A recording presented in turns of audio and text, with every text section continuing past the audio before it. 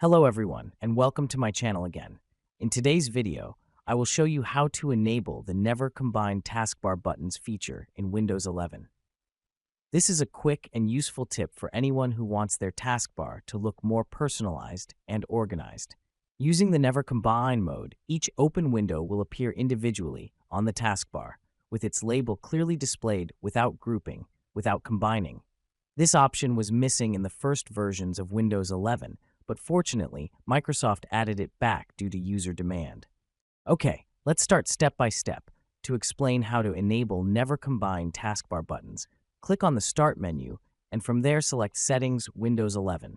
After opening Settings, on the left side, click on the Personalization tab.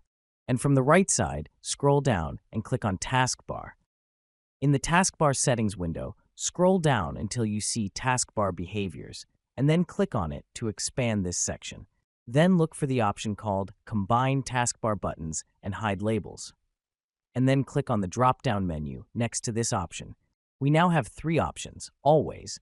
Selecting this option will combine the taskbar buttons and hides the labels for the applications on the taskbar. The second option is When Taskbar is Full, and this option will only combine the taskbar buttons. When the taskbar is full, this option is preferred by most Windows users. The third and final option is Never. Select this option to never combine the taskbar items and hide labels. When you select the Never option, this will separate every open window into its own button on the taskbar, and you will also see the full name, label of each window instead of just the icon, and your taskbar will change immediately. And each window will now appear individually with its own label. Now, Windows 11 taskbar works the way you want it, with each window displayed separately, and with labels appearing, just like older versions of Windows.